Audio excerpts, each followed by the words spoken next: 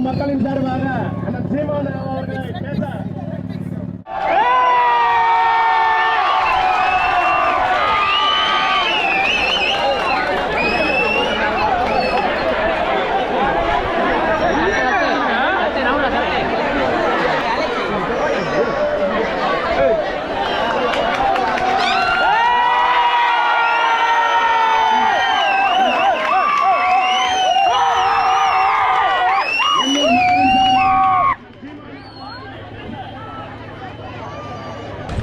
என்னுடைய உயிருக்கு மேலாக நான் நேசிக்கின்ற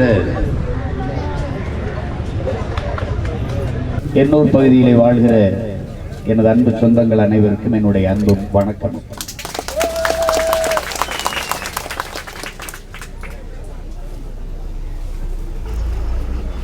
மற்ற இனங்களுக்கெல்லாம் உலகில் வாழ்வில் எவ்வப்போவாது போராட்டங்கள் வரும். நம் இனத்திற்கு வாழ்க்கையே போராட்டமாக மாறி நிற்கிறது.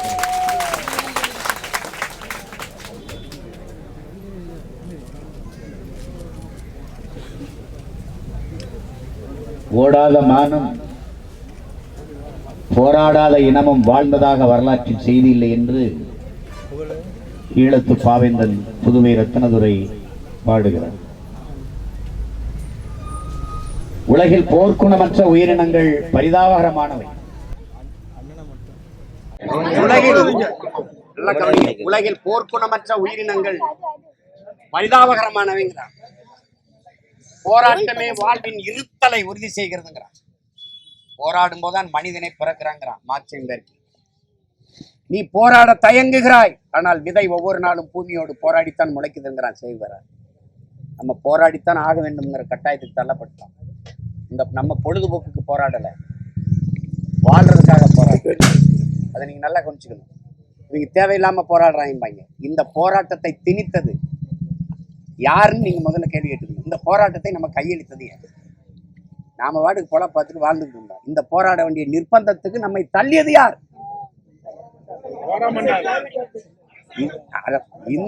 இந்த நச்சு ஆலைகளை நம்ம நிலத்தில் நிறுவதற்கு அனுமதி அளித்த அதிகாரங்கள் தான் இந்த போராட்டத்தை நமக்கு திணிச்சது.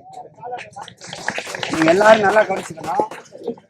நமக்கு சொல்லப்படுகிற வார்த்தைகள் தொழிற்சாலை, வேலை வாய்ப்பு, வளர்ச்சி. இந்த வார்த்தைகள் காதுல வரும்போது இனிக்கு. வாயில தேனை ஊத்துனா நீங்க சாப்பிடுவீங்க, காதுல தேனை ஊத்துனா என்ன ஆகுன்னு பாருங்க. இந்த காதுல தேனை ஊத்துற கதையைத்தான் இவங்க ரொம்ப நாளா செஞ்சுக்கிட்டு இருக்காங்க. தொழிற்சாலை, வேலை வாய்ப்பு, வளர்ச்சி. சரி, யாருக்கான வேலை வாய்ப்பு, யாருக்கான வளர்ச்சி? நச்சு ஆலைகளை என் நிலத்துல நீ வைக்கிறதுனால என் நீர் நஞ்சாயிடும், என் நிலம் நஞ்சாயிடும், என் காற்று விஷமாயிடும். நாங்கெல்லாம் செத்துட்ட பிறகு யாருடைய வளர்ச்சிக்கு இந்த தொழிற்சாலை? இந்த கேள்வியை நாம் ஒவ்வொருவரும் கேட்டு பார்க்கணும். சுவாசிக்க முடியல, எண்ணெய் கழிவு கசிவு, எண்ணெய் கழிவை கொண்டு கொட்டிட்டேன். நான் மீன் பிடிக்க முடியல, என் கடல் நஞ்சாயிடுச்சு. பிடிச்சா மீன் அங்கே மீன் இல்லை, பிடிச்சா அந்த மீன் விஷமாயிடுச்சு, நான் வாழ முடியாது, முடிஞ்சு. அதுக்கப்புறம் சுவாசிக்க முடியல. அமோனியாவை நீ அந்த நச்சாலை ரசாயன உரம், நீ முதல்ல அந்த தொழிற்சாலை கொண்டு வரும்போது என்னது? இன்சுவை கட்டியதை சாக்லேட் தயாரிக்கிற தொழிற்சாலை. அதுக்கப்புறம் மாற்றி ரசாயன உரம். நாங்கள் அதிகாரமற்ற எளிய மக்கள்னால அது எழுத்து போறான்னால நீ வழக்கு தான் போடுவேன். நீ எழுதி வச்சுருப்பாருங்க, காசு உங்களுக்கு, மாசு எங்களுக்கு. எழுத்து போறான்னா கேஸு எங்களுக்கு. 26 வழக்கு இதுன்னு. நான் அதுக்கெல்லாம் பயப்படுறேன். ஏன்னா 138 வழக்கு வாங்கினேன் வேணா. 15 ஆண்டுகள்ல 138 வழக்கு. பாஸ்போர்ட் கிடையாது, ஒன்றும் கிடையாது, எந்த நாட்டுக்கும் போக முடியாது. நான் அதை பற்றி கவலையே படுறது கிடையாது. ஏன்னா நீதிபதிகளுக்கு என்னை பார்க்கணும்னு ஆசை இருந்துச்சுன்னா ஒரு கேரிங் போட்டு வர சொல்லு, சிம்மனை பார்ப்போம். வழக்கு இல்லாத நீதிமன்றமே கிடையாது. நான் போய் அடைக்கப்படாத சிறையே கிடையாது. இதுக்கெல்லாம் பயந்தா எப்படி? நம்மளுக்கு இருக்கிற பிரச்சனை இப்ப எண்ணூர், கடலூர், தூத்துக்குடி மொத்தமா முடிச்சுட்டேன். முழுக்க நச்ச ஆலைகள் தான். நீங்க ஆழமா நீங்க நுட்பமா கவனிச்சுக்கணும். நமக்கு சொல்லும் போது வேலை வருது, வசதி, அதாவது வளர்ச்சி வருது அப்படிங்கும்போது அதை நம்மளை இப்ப பேசும்போது சீமான் இந்த கூட்டமா வளர்ச்சிக்கு எதிராக இருக்குது. யாருக்கான வளர்ச்சி? இந்த ரசாயன உரத்தை உற்பத்தி செய்கிற கோரமண்டல் அந்த தொழிற்சாலை, அந்த நிறுவனத்தினுடைய முருகப்பா அந்த அந்த அவர்களுக்கான வளர்ச்சியை தானே ஒளி எங்களுக்கு என்ன வளர்ச்சி இருக்கு? காற்று ஒண்ணுதான் ஒழுங்கா இருந்தது, அதுவும் விஷமாயிடுச்சு. ஒண்ணும் கிடையாது. நாங்க இந்த ஆலயம் மூட சொல்லல, முருகப்பா குடும்பத்தை இங்க இருந்து குடியேற சொல்லி நாங்க போயிருக்கோம். தொழிற்சாலைக்கு பக்கத்தில் நீங்கள் குடியேறி வாழ்வீர்கள் என்றால் நான் அந்த தொழிற்சாலையை மூட சொல்லி கேட்கல. அணு உலைக்கு பக்கத்துல அணு உலை ஆபத்தில்லாத அணு உலை பாதுகாப்பானது என்று பேசுகிற பெருமக்கள் அணு உலைக்கு பக்கத்துல குடியேறிட்டால் நாங்க போராட்டத்தை நிறுத்துறோம். அந்த ஸ்டெர்லைட் ஆலை பாதுகாப்பானது, ஸ்டெர்லைட் தாமிர ஆலை இல்லை என்றால் எப்படி வாழ்வீர்கள்? வாங்க, அந்த ஸ்டெர்லைட்டுக்கு பக்கத்துல ஒரு காம்பவுண்டை கட்டி அங்க குடியேறுங்க. நாங்க கேட்டா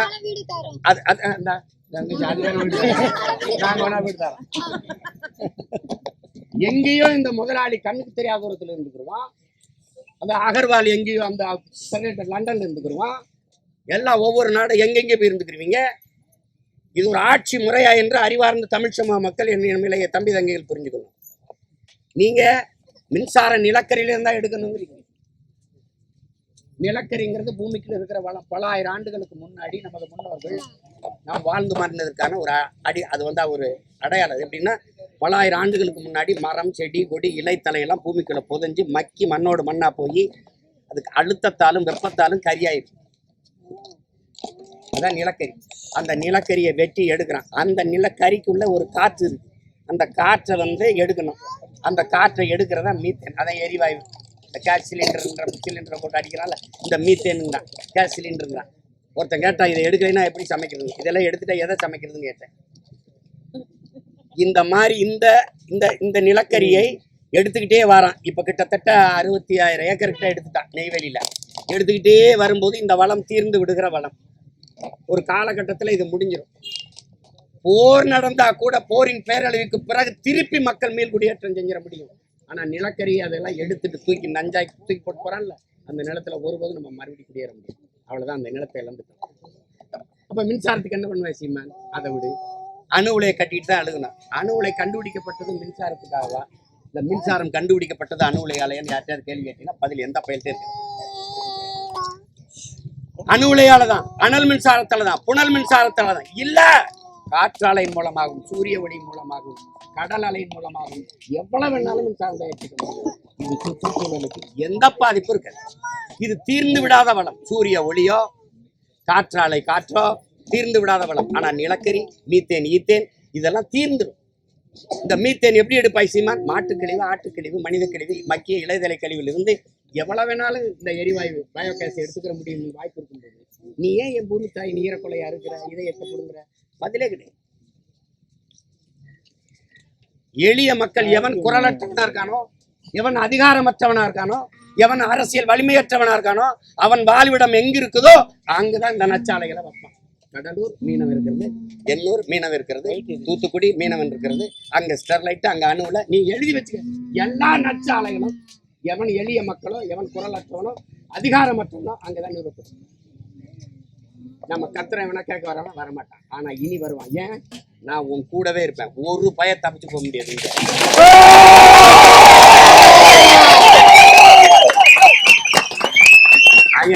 முதல்ல நான் பார்த்துட்டு போனேன். நான் தம்பிகிட்ட சொல்லிட்டு போனேன், டேய் ஒரு போராட்டத்தை தேதி குறிச்சிட்டு சொல்லி நம்ம போராடுவோம். அதுக்குள்ள அது வெள்ளம் தூத்துக்குடியே அழிஞ்சு போச்சு. உங்களால் நம்ப முடியாது, தூத்துக்குடியை மறுபடியும் நம்ம உருவாக்கணும். ஒண்ணுமே கிடையாது, ஒண்ணுமே கிடையாது. ஒரு 10 நாள் வேலை செஞ்சுட்டு இருந்தேன். திடீர்னு இங்க இந்த அமோனியா வாயு கசிஞ்சிருச்சுன்னு, சரி இந்த கிளம்புவோம்னே. அதுக்குள்ள ஐயா விஜயகாந்த் அவர்கள் இறந்துட்டாங்க. நேற்று முழுக்க அதுல போயிடுச்சு. காலையில கிளம்பி வந்துட்டேன். இனி இங்கதான் இருப்பேன். நீங்க எதை பத்தியும் கவலைப்படாத.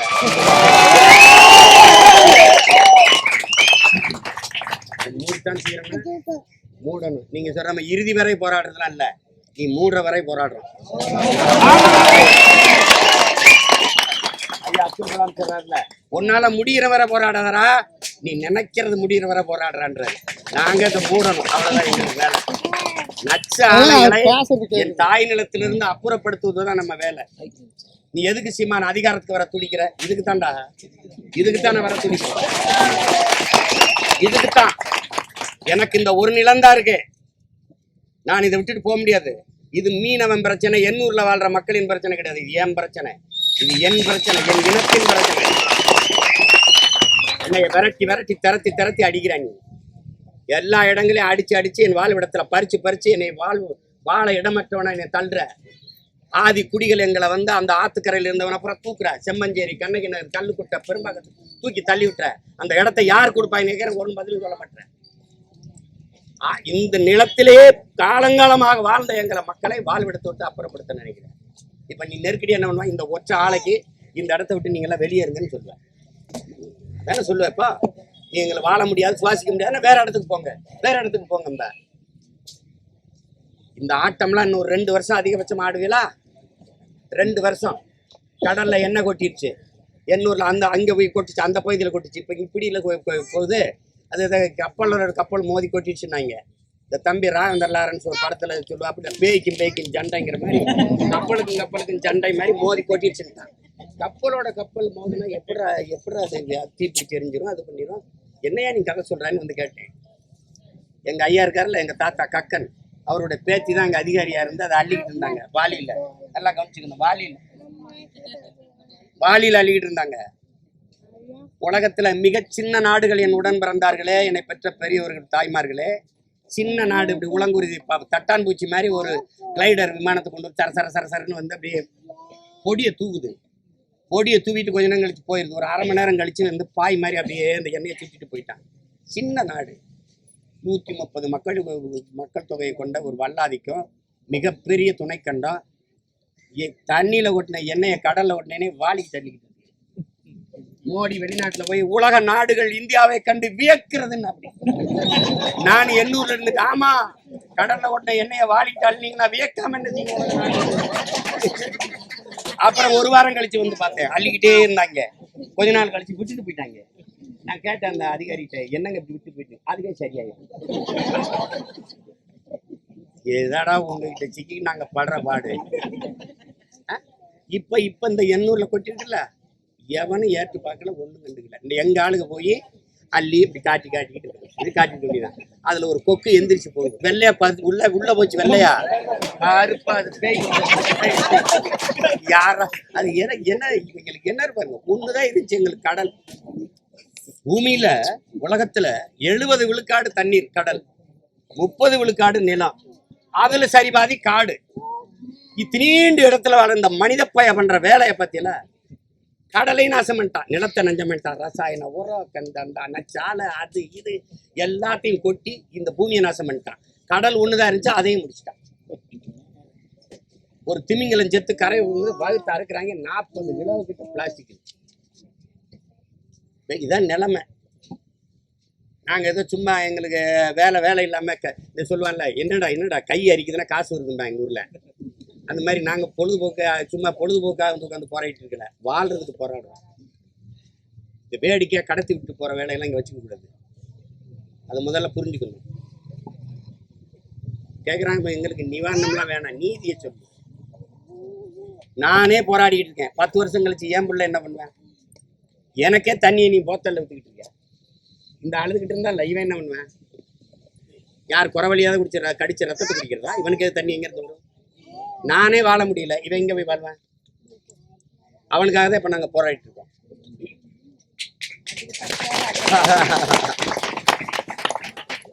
ஆலய மூடணும், இல்லைன்னா இந்த அதிகாரத்தை மூடணும். 2ல ஏதாவது ஒண்ணு நம்ம செய்யணும். மக்களின் பிரச்சனைகளை அரசு கையில் எடுக்காத போது மக்கள் அரசை கையில் எடுப்பதை தவிர மக்களுக்கு வேற வழி இல்லாமல் போயிடும். அதுதான் மக்களுக்காக மக்களே செய்கிற கிளர்ச்சி புரட்சி, வேற வழி கிடையாது இங்க. அதனால அம்பேத்கர் சொல்றாருல, இழந்து விட்ட உரிமைகளை நீ பிச்சை கட்டு பெற முடியாதுங்கிறார். போராடி தாண்டா பெற்றாகணும். இது நான் இழந்து விட்ட உரிமை. ஏன் உரிமை? இது என் நிலம், இங்க நான் தான் வாழணும். ஆளை எங்க வேணா எடுத்துப்போம். இந்த உரம் எதுக்கு? நான் உரத்தையே மூடணும்ன்ற, இயற்கை உரம் ரசாயன உரத்தையும் அழிக்கணும்ன்ற, நீ எதுக்கு ரசாயன உரத்தை தயாரிச்சுக்கிட்ட? அவர் சொல்றாரு, 4000 டன் அந்த டேங்க்ல நிறைக்க முடியுமா? இல்ல, 4000 டன் அந்த டேங்கு கொள்ளளவு 8000 இருக்கிறத சொல்ற. ஆனா கசிஞ்சதை அவன் 2000 சொல்லியிருக்கான். இதுக்கே இவ்வளவு தண்ணி மொத்தமா வெடிச்சதுன்னா நாங்க மட்டும் இல்ல, எண்ணூர் மட்டும் இல்ல, மொத்த சென்னையும் மூடுவாங்க. நான் பல தடவை சொன்னேன், 5 வருஷத்துக்கு முன்னாடி சொன்னேன், இந்த அதானிக்கு நீ கொடுத்துட்ட, 6111 ஏக்கரை கடல்ல எடுத்து கொடுத்துட்டு அவன் துறைமுகம் கட்டுறதுக்கு செயற்கை துறைமுகம் கட்டுவான். அவன் கடலை மூடணும், கல் கொண்டு வரணும். கல்லை எங்கேருந்து கொண்டு வருவான்? என் மலையை நொறுப்பான். சரி, அதை விடு. இங்கேருந்து இந்த கொசத்தலை ஆறு, கொச்சலை ஆறு, நாங்கள் கொச்சையா பேசி பேசி கொசத்தலைன்னு சொல்கிறோம். இந்த ஆறு ஓடி வந்து சென்னையில் போயிற மழை நீர்லாம் ஓடி வந்து இந்த கடலில் கலக்கிற முகத்துவாரம், களிமுகம்னு சொல்கிறான். இந்த முகத்துவாரத்தில் அந்த நாய் என்ன பண்ணிட்டான் தெரியுமில்ல? இந்த தண்ணி உள்ளே வராமல் அவன் இந்த மக்களுக்கு அங்கே என்ன நடக்குன்னு இந்த மக்களுக்கு தெரியக்கூடாதுன்ட்டு பெரிய மதில் சுவரை கட்டி தடுத்துட்டான். வேணா வாங்க இப்படியே போவான், காட்டுறேன். கட்டி தடுத்துட்டான். எந்த தண்ணி வந்தாலும் திருப்பி சென்னைக்குள்ளே போமே ஒழிய கடலுக்குள்ள போகும். இப்படி உலகத்தில் எங்கேயாவது அறிவார்ந்த ஆட்சியாளர்களை யாராவது நீங்கள் பார்த்துருக்கீங்களா? அப்படி ஏன்னா என் தண்ணி எப்படா கடலுக்கு போகாம தடுத்துட்ட, எந்த உடையிடாலும் உடைக்க முடியும். அப்புறம் வெள்ளம் வந்துருச்சு, தண்ணி வந்துருச்சுன்னா நீ தண்ணி ஓடுற இடத்துல வீடை கட்டின. நீங்க நம்ம ஆளுங்க சொல்லுவாங்கல்ல, புலி ஊருக்குள் வந்து விட்டது, யானை ஊருக்குள் வந்துட்டது. நீ யானை புலி வாழ்ற காட்டுக்குள்ள போய் வீடை கட்டினா அவன் வீட்டுக்குள்ள வந்துச்சு, அவ்வளவுதான். நீ தண்ணி ஓடுற இடத்துல வீட்டை கட்டினா அது வீட்டுக்குள்ள வந்துச்சு. கார் ஓடுற இடத்துல நீர் ஓடுதுன்னா நீ நீர் ஓடுற இடத்துல காரை ஓட்டினா அதேதான் இங்க கதை ராஜா. இந்த வளர்ச்சி எனக்கு வேண்டாம். விளைநிலங்களை பறிச்சுக்கிட்டு தொழிற்சாலை கட்டுறேங்கிறது, விளைநிலங்களை பறிச்சு ஏர்போர்ட் கட்டுறேங்கிறது. டேய், மானங்கட கேட்கிறேன்டா, சொந்தமா ஒரு ஃபிளைட் வச்சிருக்கீங்களாடா? இவ்வளவு பெரிய நாட்டுல சொந்தமா ஒரு ஃபிளைட் உக்ரைனுக்கு ரஷ்யாவுக்கும் போர் சிக்கிட்டான். படிக்க போன பிள்ளைய கூட்டிக்கிட்டு வர்றதுக்கு ஒரு ஃபிளைட் அனுப்பி கூட்டிட்டு வர முடியல, ஏன்னா ஃபிளைட் கிடையாது. இப்படி ஒரு நாடை பார்த்திருக்கீங்களா? சொந்தமா ஒரு ஃபிளைட் இல்லாத நாடு. என் அன்பு தம்பி தங்கைகளே, 5000 ஏக்கர்ல ஏர்போர்ட் கட்டுறேங்க. இவங்களை எதை வச்சு அடிச்சு வரலாம்னு வச்சு பாருங்க. அந்த இடத்துல சொன்னேன், நான் இருக்கிற வரை நீ ஒரு சங்கலை கூட நட முடியாதா? நடவே முடியாது. எழுதி வச்சுக்கிறேன். ஏற்கனவே இருக்கிற ஏரி, செம்மன், ஏரி, கல், குட்டை, கண் எல்லாத்தையும் மூடி மூடி மூடி பள்ளிக்கிறேன். பழவந்தாங்கல், வேடந்தாங்கல் எல்லா நீர்த்தேக்கங்களையும் ஆக்கிரமிச்சு வீடை கட்டினோன்னு நாங்கள் வெள்ளத்துல மிதக்கிறோம். அங்க 22 ஏரி இருக்குமே இந்த பலவேற்க இதுல பள்ளிக்கரணை இதுல பரந்தூர்ல. அந்த 22 ஏரியும் தூத்துட்டு 5000 ஏக்கர்ல ஏர்போர்ட் கட்டுறாங்க. நான் என்ன சொல்றேன், நீ ஏர்போர்ட் கட்டுறாங்க, ஏர்புட்டி உழணும் ராஜா. விளைநிலங்களை வந்து பறிச்சு ஏர்போர்ட் கட்டக்கூடாது. இருக்கிற மீனம்பாக்கம் ஏர்போர்ட்ல பறக்கிறதுக்கு ஃபிளைட் கிடையாது. ஒரே ஒரு விமானம் நம்ப முடியுது அவங்களால, இண்டிகோ மட்டும்தான் இருக்கு. ஒரே ஒரு, அது பிஜேபி சார்ந்த ஒரு சாமியாரோடதுங்க, ஒண்ணுதான் பறக்குது. இதுக்கு எதுக்கு 5000 ஏக்கர்ல ஏர்போர்ட்? யாராவது கேட்கணும். சிப்காடு தொழிற்சாலை 3000 ஏக்கர் விளைநிலத்தை பறிக்கிற இந்த தொழிற்சாலையை நிறுவப்புற முதலாளியார். இது யாரோட வளர்ச்சிக்கு? நான் இன்னைக்கு வீதியில் நின்று போராடுறது இந்த தொழிற்சாலையை மூடுன்னு. நான் இந்த வீதியில் நின்று இப்படி ஒரு தொழிற்சாலை கொண்டான்னு போறான்னா நீ கொண்டு வா. நான் மூடுன்னு சொல்றது திறக்கிறேன், நான் திறன்னு சொல்றது மூடுற. என்ன பைத்தியமா நீங்க? பைத்தியம் ஆயிட்டல பையலோ. எப்படி கொடுமையா இருக்கு பாருங்க. இந்த நமக்கு இருக்கிற கடைசி வடிவம்ங்கிறது, கடைசி கருவிங்கிறது போராட்டம் தான், வேற ஒண்ணுமே கிடையாது. ஒருங்கிணைந்த உறுதியான போராட்டம் தான் நம்மளை கவனத்துக்கு நம்ம பக்கம் திருப்போம். அது வழி கிடையாது. இந்த பட்டினி நடக்கிற போராட்டத்துல நீங்க என்னைக்கும் செய்யாதீங்க. ஏன்னா உயிரை கொடுத்து போராடின போராட்டத்துக்கு எனக்கு மதிப்பளிக்க மாட்டாங்க. நம்ம உயிர் அவங்களுக்கு ஒண்ணுமே கிடையாது. ஆனால் சாப்பிட்டுட்டு உறுதியா நின்று போராடணும். நான் உண்ணாவிரதம் இருக்குன்னு நான் ஒருபோதும் ஏற்கிறது இல்லை. ஏன்னா உண்ணாவிரதம் இருந்து பல போராட்டங்களை போராடினவன் நான். அதுக்கு எந்த பயனும் இருக்கு. முத்துக்குமார் தீ குளிச்சாரு, செங்கொடி தீ குளிச்சா, தம்பி விக்னேஷ் தீ குளிச்சான், எத்தனையோ பேர் செத்தான். எவனாவது ஏற்று பார்த்தாலும் செய்ய பார மாட்டான். நம்ம உயிரை அவனுக்கு ஒன்றும் கிடையாது. நீ யாரு? நீ ஒரு ஓட், அவ்வளவுதான். உனக்கு உயிர் இருக்கு, உணர்வு இருக்கு, உரிமை இருக்கு, பசி இருக்கு, உறக்கம் இருக்கு, கனவு இருக்கு, தண்ணீர் இருக்கு, ரத்தம் இருக்கு, சடை இருக்கு. எது அவனுக்கு தேவை கிடையாது. நீ ஒரு ஓட்டு, அவ்வளவுதான். அது அவனே போட்டுக்கலாம்னா நம்மளை கவலைப்பட மாட்டான், கவலையே பட மாட்டான். இப்ப இந்த 6000 வெள்ள நிவாரணம் கொடுக்குறாங்கல்ல, எத்தனை ஆயிரம் கோடி கொடுப்பாங்கன்னு நினைக்கிறீங்க?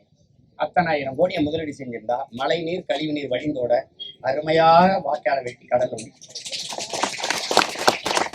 அப்ப நீ என்ன பண்ணுவ? இப்ப இந்த காசை பேர் கொடுக்க முடியாம இருப்பேன். ஏன்னா இந்த 2 மாசம் தேர்தல் அறிவிச்ச பிறகு உண்டாந்து கொடுப்பேன். அது ஓட்டுக்கா இல்ல நாட்டுக்கா? யாரு கொடுக்குறா? நீ காலங்காலமா இப்படியே மொத்த வெள்ளத்தை திருடிட்டு லேசா விரட்ட தொட்டு நாட்டு கட்டு அப்படி தடை விடும். அடிச்ச கொள்ளையில எனக்கு கொஞ்சம் பங்கு கொடுத்து என்னையும் கூட்டாளியா சேர்த்துட்டு போயிடும். அது ஒரு காலம். இங்க உட்கார்ந்து இருக்கோம்லாம் தெளிந்த அரசியல் புரிதலும் உலக அரசியலை உள்ளங்கையில் வச்சு பார்த்துக்கலாம். ஆப்பிரிக்கால இது நடக்குதா, அமெரிக்காவா, பைடன் இதை பேசுறானா, எல்லாம் பார்த்துக்கலாம். எது எதை பற்றியும் கவலை. என் மக்களின் கோரிக்கை மிக நியாயமானது. என் வாழ்விடம் போயிடுச்சு, கடைசியா உயிரோட வாழலாம்னா உயிர் காற்று நஞ்சாயிடுச்சு. இப்ப நாங்க சுவாசிக்கிறதே பிரச்சனைனா அது ரொம்ப பெரிய பிரச்சனை. எங்க சாவுலதான் அந்த தொழிற்சாலை நடக்கணும்னா அதை சகித்து கொண்டிருக்க நாங்க ஒண்ணு எப்படி சொல்றது, உணர்வற்ற சடங்கள் அல்ல, பிணங்கள் அல்ல. அதை கவனிச்சுக்கணும். மரியாதையா அந்த ரசாயன உர ஆலையை நீங்க மூடுங்க. இல்லைன்னா மூட வேண்டிய தேவை வரும். ஒரு நாள் அது மூடப்படும். அது இன்னைக்கு இல்லை, நாளைக்கு உறுதியா நாங்க மூடுவோம். அது ஒரு இது இல்லை. மக்களோடு நின்று போராட வேண்டியது என் கடமை. இது என் மக்களின் போராட்டம், மக்களுக்கான போராட்டம். இந்த மக்களில் ஒருவன்கிற முறையில நான் வந்து நிற்கிறேன். நேற்று தூத்துக்குடியில் நின்று இன்னைக்கு இங்க நிற்கிறேன். நாளைக்கு எங்க பிரச்சனையோ அங்க போய் நிற்கிறேன். என் மக்கள் கேட்பாங்க, பிரதமர் வேட்பாளர் யாரு உங்க கட்சிக்கு? இதாண்டா பிரதமர் வேட்பாளர். மக்கள் இந்த மண்ணில் எதிர்கொள்கிற பிரச்சனை எதுவோ அதுதான் இந்த நாட்டின் பிரதமர் வேட்பாளர். என் மக்களின் பிரச்சனைக்காக எவன் வந்து களத்தில் நிற்கிறானோ அவனே என் மக்களுக்கான தலைவன், என் மண்ணுக்கான தலைவன். அவ்வளவுதான். நீ இத்தனை வருஷம் என்ன பண்ணீங்க? என்ன பண்ணீங்க? எல்லா நச்சு கழிவுகளையும் எங்களுடைய ஆறுகள்ல கொட்டி போய் பாருங்க, எப்படி இருக்கு, செத்து செத்து மிதக்குது. அங்க போய் பாருங்க, அந்த அனல் மின் நிலையத்தில இருந்து போய் பாருங்க, அந்த உலர் சாம்பலை கொட்டி அந்த அந்த பகுதியில மனிதர்கள் வாழ்ற மாதிரி இருக்காங்க. இந்த கார் கருப்பு கலர்ல நான் கார்ல போனேன்னா இறங்கு, அதை தாண்டி போகும்போது வெள்ளையாயிரும். துணியை துவைச்சு காய போட்டா எல்லா துணியும் சாம்பலா இருக்கும். சாப்பிட்டுட்டு இருக்கும்போது சாம்பல் வந்துருது. அப்படின்னா அதை எப்படி சுவாசிக்கிறது? உனக்கு அடிப்படையில அறிவு இருந்தா அதை கொண்டு அங்க வைப்பியா நீ? ஏன் அனல் மின்னாட்டு போன? ஏன் காற்றாலையில எடுக்கல? ஏன் சூரிய ஒளியில எடுக்கல? இதுல என்ன கொடுமைன்னு கேளுங்க. இந்த மண்ணுக்கு மக்களுக்கு எது இடையூறா இருக்குமோ, சூழியலுக்கு எது கேடோ, எது மண்ணை காற்றை நீரை நஞ்சாக்குமோ அந்த நச்சு ஆலைகளை எல்லாம் அரசு வச்சிருக்கு. சுற்றுச்சூழலுக்கு எது பாதுகாப்பாக இருக்குமோ, காற்றாலை மின்சாரம், சூரிய ஒளி மின்சாரம், இதையெல்லாம் தனியார் முதலாளிகளுக்கு தாரை காத்து கொடுத்துருக்கு. ஏன் நான் நச்சாலைகளை எதிர்த்து அனல் மின்சாரத்தை மூடு, அணு உலையை மூடுன்னா என்னை சொல்லுவேன். இந்த தனியார் முதலாளிகிட்ட ஏன் கொடுக்குற? உங்க காசு இல்ல, 4000 கோடி இல்ல உன்ட்ட, இல்ல 4000 கோடி இல்ல. ஒவ்வொரு அமைச்சரும் 1 லட்சம் கோடிக்கு மேல வச்சிருக்கேன். யாருக்காக சேர்த்து வச்சுக்க? எங்களுக்காக தான். எங்க தாத்தா பட்டுக்கொட்டை பாடுறாருல, வசதி இருக்கிறவன் தர மாட்டான்டா, வயிறு பயிற்சனை விட மாட்டான்டான்னு. ஒரு நாள் எங்க பசி என்ன ஒண்ணு பிச்சு தின்னுட்டுறோம் பாத்துக்க.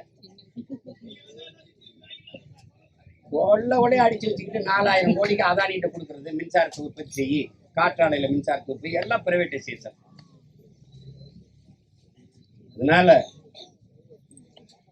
ஓரமெண்டல்லாம் அப்படி ஓரமெண்டலா போப்பா அப்படின்னு சொல்லி நம்ம ஓரமெண்டலா போப்பா, என் மென்டல் ஓரமா போப்பான்னு அது நமக்கு ஒண்ணு முருகப்பாவாது கருகப்பாவாது, நமக்கு ஒரு பிரச்சனை. எங்களை வாழ விடப்பாங்கிறதான் பிரச்சனைங்க. அதனால நீங்க நம்பிக்கையோட நிக்கணும், தளர்ச்சி அடையக்கூடாது. 35 கிராமமா 33 கிராமம் சேர்ந்து நம்ம உன்னை போராடிக்கிட்டு இருக்கோம். அதனால போராடணும். அந்த உண்ணாவிரதமா போராட்டத்தை நான் ஏற்கல. சாப்பிட்டு போராடுவோம், தெம்பா சாப்பிட்டு போராடுவோம். அது சாப்பாடு இல்லைனாலும் நமக்கு இல்லை சாப்பாடுனா வெளியில வந்து கொண்டு வந்தா சாப்பிட்டா போராடுவோம். ஏன்னா உண்ணாவிரதத்துக்கு அது நம்ம பசிக்கு மதிப்பு கிடையாது. அப்ப ஏன் நம்ம ஏன் பட்டி கிடந்து போராடுவோம்? பசியோட 10 நாள் போராடணும், சாப்பிட்டு 100 நாள் போராடுவோம், 3 வரை போராடுவோம், அவ்வளவுதானே. அதனால நம்ம பசிக்கு உயிருக்கு மதிப்பளிக்கிற ஒரு ஆட்சி இருந்ததுன்னா அதை நம்ம பசியா இருந்து போராடி காட்டணும். அது இல்லை. நம்மளை ஒரு உயிராவே மதிக்காதவர்கிட்ட போய் நீங்க எப்படி இதை உணர்த்துவீங்க? தொடர் போராட்டத்தின் மூலம் தான் நம்ம வலியுறுத்த முடியும். நான் எப்பெல்லாம் இருக்குதோ அப்பெல்லாம் வருவேன். நான் மறுபடியும் 5ஆம் தேதி வருவேன். 5ஆம் தேதி வருவேன். எப்படி ஒரு மருத்துவ முகாம் நடத்துவதற்கும் இந்த நிவாரண பாங்கெல்லாம் வந்து எங்களுக்கு எதுவுமே தரலப்பாங்க. அரிசி, பருப்பு, காய்கறி எல்லாம் வாங்கி வச்சிருக்கேன். எடுத்துட்டு வருவேன். 5ஆம் தேதி கொண்டுட்டு வருவேன். சொல்லிட்டு யார் வீடு நீங்க போக முடியல, வாழ்வாதாரம் இழந்திருக்கோ அது தூத்துக்குடியில கொடுத்துக்கிட்டோம்னா அப்புறம் இங்க கொடுக்கணும்னு கொண்டு வந்திருக்கேன். அது கொண்டு தருவேன். நமக்கு தேவை அதிகம், பாதிப்பு அதிகம், எங்களுக்கு வலிமை குறைவு. இருக்கிறத கொடுக்குறோம். உங்க பிள்ளைகள் வச்சுக்கிட்டு அவ்வளவுதான் நான் செய்ய முடியும். அங்க போய் தூத்துக்குடியில போய் அது இது கொடுக்கும்போது இந்த சகதிக்குள்ள நிக்கிறது பஸ்ஸியா சும்மா ட்ராக் சூட் பனியனை போட்டேன்னு நான் தானே தெரியல. அங்கிருந்து வர்ற என் பிள்ளைகள் என்ன பண்ணுதுங்க, இந்த பையன் தான் பார்க்க சொல்லி என்னையும் கணிக்கல. அதை வாங்கிட்டு போயிட்டு தலைவர் அவர் தானே வாங்க. சில அம்மாக்களுக்கு தெரிஞ்சிருச்சு நான் யாருன்னு. என்னை கணக்கு வச்சு ஐயா ஐயா பள்ளிக்கூடத்தை கட்டி கொடுத்துட்டு போயா, ஐயா 4 வீடு இடிஞ்சிருச்சு அதை கட்டி கொடுத்துட்டு போ, எங்களுக்கு ரோடை நல்லா போட்டு கொடுத்துட்டு போ. நான் தான் ஸ்டாலின் நினைச்சுக்கிட்டு இருக்கேன்.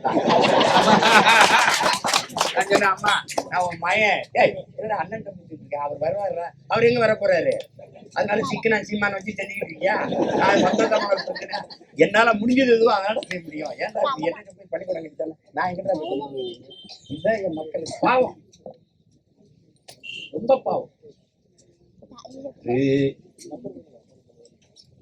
அதனால இது நமக்கு ஒரு கெட்ட பழக்கம் இருக்கு நம்ம இன மக்களுக்கு. அது மீனவர் பிரச்சனை, அது விவசாயி பிரச்சனை, அது மாணவன் போறான்னா மாணவன் பிரச்சனை, அப்படி இது கிடையாது. இது நம்ம பிரச்சனை, நம்ம இனத்தின் பிரச்சனை, நம்ம மக்களின் பிரச்சனை. அப்படிதான் நீங்க பாக்கணும். இன்னைக்கு என் ஊர்ல நடக்குது நாளைக்கு என் ஊர்ல நடக்காதுன்னு நீங்க உறுதி தர முடியுமா? யாராவது சொல்ல முடியுமா? யாராவது சொல்ல முடியுமா? தமிழனுக்கு ஒரு கேடு கட்ட பழக்கம் இருக்கு. என்னன்னா அடுத்த வீட்டு தன் வீட்டு கூட எரியாத வரை தண்ணி எடுத்துட்டு வர மாட்டேன். அடுத்த வீட்டு கூட தானே எரிதுன்னு படுப்பான், இது செத்து சாம்பலா தான் கிடப்பான். இவர் தூங்கிடுவாரு. இவருக்கு எச்சரிக்கையே கிடையாது. அந்த வீட்டில் நடப்பது இந்த வீட்டில் ஏன் நடக்காது என்று எவன் விழித்துக் கொள்கிறானோ அவன் தான் விடுதலை அடைவான்.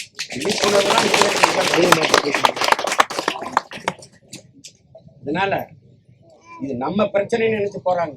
நம்ம மண்ணுக்கான பிரச்சனை, நாளைக்கு வரப்போற நம்ம தலைமுறை தம்பி தங்கிகள் நம்ம பிள்ளைகளுக்கான பிரச்சனை. அவனுக்கான வாழ்விடத்தையும் வாழ்வாதாரத்தையும் தேடி வச்சுட்டு போகணும். அன்பிற்குரிய தம்பி தங்கைகளே, அருமை பெற்றோர்களே, இந்த பூமி நமதில்லை.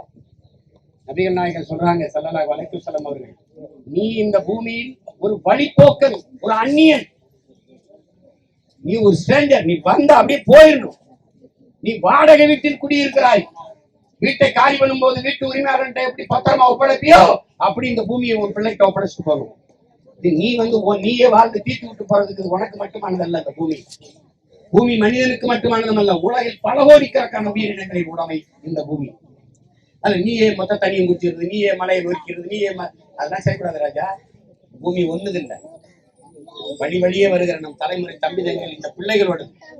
அவனுக்கு இந்த பூமியை பத்திரமா வச்சுட்டு போகணும். அவனுக்கு குடிக்க நல்ல தண்ணி, சுவாசிக்க நல்ல காற்று, உண்ண நஞ்சில்லாத உணவு, இது கிடைக்கிறதுக்கு வாய்ப்பு.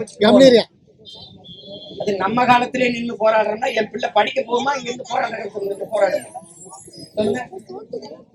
அதனால இதுக்கு ஒரே தீர்வு தான் எங்களுடைய கோரிக்கை. நாங்க அதை இதெல்லாம் பேசல.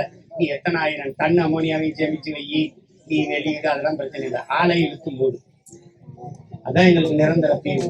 நீ கொஞ்சம் கொஞ்சமா அப்படி கட்சி விட்டு நாங்க போராடுறோமா இல்லையா, அந்த இழப்புக்கேற்ப ஒரு நிவாரணம் தாரும், அதெல்லாம் நீயே வச்சுக்க, மூடிட்டு போ, அவ்வளவுதான் எங்களுக்கு. அரசு தலையிட்டு இந்த நச்சு ஆலைகளை மூடுற வேலையை செய்யணும். தொடர்ந்து போராட வேண்டிய நிலைமைக்கு எங்களுக்கு நிர்பந்திக்காதீங்க, தள்ளாதீங்க. அதுதான் நாங்க வைக்கிற கோரிக்கை. அத ஒரு 4 நாள் விட்டா போராடிட்டு, ஏன்னா 5வது நாளா நடந்துகிட்டு இருக்கு, 5 நாளைக்கு மேல இன்னும் ஒரு 5 நாள் விட்டா போராடிட்டு அப்படியே சோர்வடைஞ்சு போயிடுவாங்கன்னு எங்க போராட்டத்தை நீர் கடிச்சு அப்படி நகர்த்தி விட்டு பழக்கப்பட்டவர்கள். கொஞ்ச நாள் போராடுவாங்க, அப்புறம் போயிடுவாங்க, கொஞ்ச நாள் போராடுவாங்க, அப்படியே போயிடுவாங்க. அப்படி இவங்க பழக்கப்பட்டவர்கள். இப்ப 5 நாளா போராட்டம் நடக்குதுல, ஒரு அதிகாரி ஒரு மாவட்ட ஆட்சியர் வந்து கலந்து பார்ப்போம், இருங்க பேசுவோம், நீங்க ஒரு 5 பேர் ஒரு குழுவா வாங்க, 32 ஊருக்கு ஒரு பிரதிநிதி வாங்க, பேசுவோம், அது பேசி இது பண்ணுவோம், நீங்க போராட்டத்தை கைவிட்டு வாங்க, பேசி ஆலையை மூடுறது, நீங்க என்ன கோரிக்கை வைக்கிறீங்களோ அதை நிறைவேற்றோம்னா என் மக்கள் கலந்து போயிடுவாங்க. ஆனா அப்படி ஒண்ணும் நீங்க வரலையே. அப்ப நீங்க எந்த அளவுக்கு எங்களை மதிக்கிறீங்க?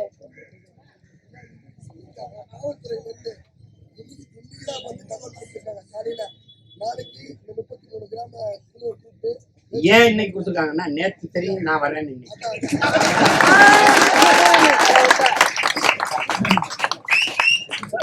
இப்ப நாளைக்கு திருப்பி வருவேன்னு சொல்லிட்டு போறேன்ல, அதுக்குள்ள வேலை நடக்கும். அதனால அது தைரியமா இருங்க, ஒன்றும் பயப்படாதீங்க. உங்க பிள்ளை நான் இருக்கேன். நான் இருக்கிற வரை நீங்க எல்லாம் ஓட்டுக்காக வருவாங்க, நான் நாட்டுக்கான. நீங்க போட்டா போடுங்க, போடலைன்னா போடுங்க. போன தடவை நின்று நீங்க போடல, ஆனா எல்லா பிரச்சனைக்கும் நான் தான் இருந்தேன். அவன் வரமாட்டான். இப்ப சொல்றாங்க விஜயகாந்த் ரொம்ப நல்லவரு, அவரை விட்டுட்டீங்க. இப்ப கீழே ஒருத்தன் போடுறான், ஒரு தெருந்து கத்திருக்கேன், அவனையும் விட்டுறாதீங்க அந்த கதை தான் இது. அதனால என் அருமை பெற்றோர்களுக்கு, என் அன்பு தம்பி தங்கைகளுக்கு, என் உறவுகளுக்கு நான் சொல்லுவேன், தைரியமா இருக்கு. நம்மளை மீறி ஒன்றும் நடக்காது. இந்த ஆட்சியாளர்கள் மூடலைன்னா இந்த ஆட்சி நிரந்தரம், இன்னொரு ஆட்சி நிரந்தரம்லாம் சொல்லாதீங்க. மாறும். புரட்சி என்பது ஒரு தலைகீழ் மாற்றம். மாற்றம் என்பது மானோட தத்துவம். மாறாது என்ற சொல்லை தவிர மற்றவை அனைத்தும் மாறிவிடுங்கிறான் மார்க்ஸ். மேல இருக்கிறவன் கீழே வருவான், கீழே இருக்கிறவன் மேல போவான். இன்னைக்கு வீதியில் இருந்து போராடிக்கிட்டு இருக்க ஒரு நாள் அதிகாரத்துக்கு வருவான், அதிகாரத்தில் இருந்து ஆட்சியில் ஒரு நாள் வீட்டுக்கு வருவான். அதுதான் புரட்சி. புரட்சி எல்லாத்தையும் புரட்டி போடும். பெரிய கரும்பாறையை சிறிய கடப்பாறை வச்சு புரட்டி போடுகிற முயற்சிக்கு பேர் தான் புரட்சி. இந்த ஆளை பெரிய கொம்பாதி கொம்ப ஆளையா இருக்கலாம், ஒரே பூட்டு. ஒரு நாள் மாற்றனா இல்லையான்னு மட்டும் பாருங்க, அது நடக்கும். அதனால ஏதோ சின்ன பயில சிரிச்சுக்கிட்டு பேசிட்டு இருக்காங்கன்னு நினைக்காதீங்க. ஆளுங்க தான் சின்ன ஆளுங்க, ஆனா வேலை சீரியஸா செய்வோம். கவலைப்படாம இருங்க, சோர்வடையாது, நல்லா உற்சாகம் போராடுங்க. நான் உங்களுக்கு கையெடுத்து கும்பிட்டு கேட்கிறேன், பட்டி போராட்டம் எல்லாம் செய்யாதீங்க, தயவு செய்து செய்யாது. நல்லா சாப்பிட்டு செய்யுங்க. சாப்பிடப்ப எங்க போய் சமைக்கிறேன் இருங்க, நான் மயம் கொண்டாடுறேன். தயிர் சோறு, புளியோதரை, சாம்பார் சோறை கட்டி கொண்டாந்து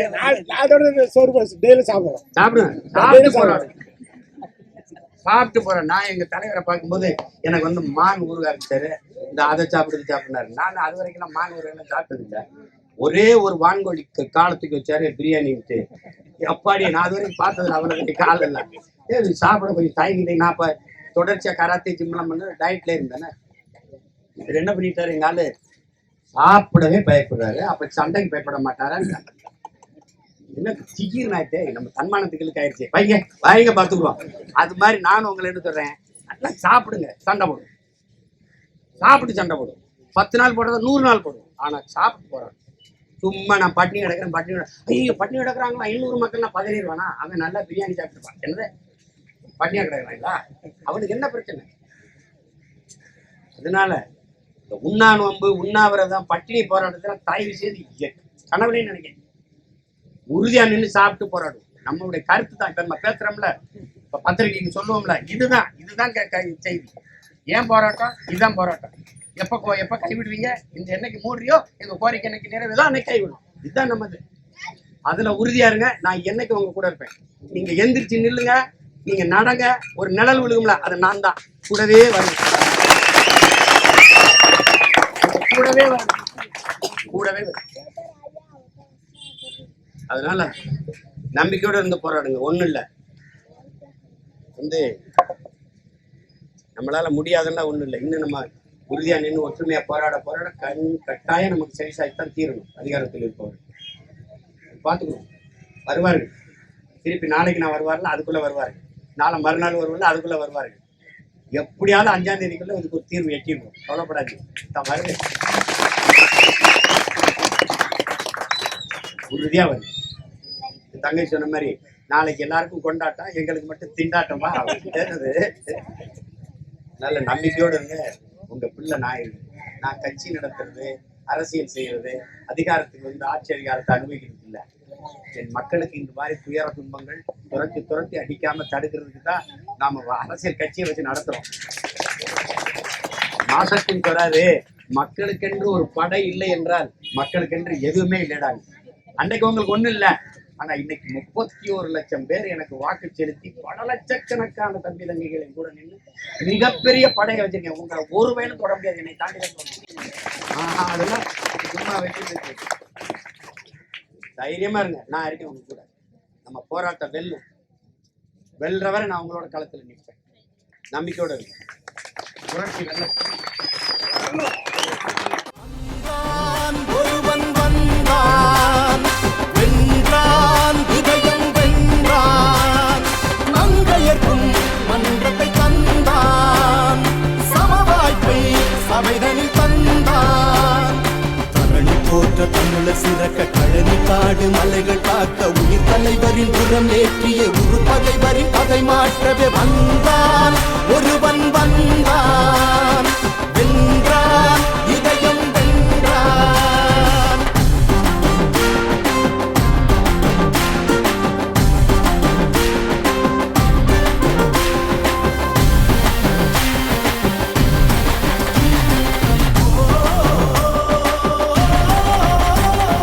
அணியில் ஒதுக்க ஒதுங்கி நின்ற ஆதி தமிழரை புதிவில் நிறுத்தி அழகு பார்த்து புரட்சி செய்தவன் சாதி கேட்டு போடும் போட்டு தீட்டு என்பதை சபைகள் தோறும் பகைவர் மிரள போட்டு உடைத்தவன் சதிகாரர் அதிகாரம் சாயும் நேரமே புது வரலாறு தலை எழுத புலியும் பாயுமே ஊரும் நீரும் காக்க லட்சம் பனையை விதைத்திட்டோம் பேரிடரில் துயரம் போக்க ஓடி உழைத்திட்டோம் ஊரும் நீரும் காக்க லட்சம் பனையை விதைத்திட்டோம் பேரிடரில் துயரம் போக்க ஓடி உழைத்திட்டோம். மாற்றம் கண்டிடவும் ஏற்றம் கொண்டிடவும் சீற்றம் இனி அவசியமே செத்த மொழியை திணிக்க பார்க்கும் சதியை மீட்கவே கச்சத்தீவு கல்வி உரிமை மீட்டெடுக்கவே வந்தான் ஒருவன் வந்தான் வென்றான் இதயம் வென்றான்.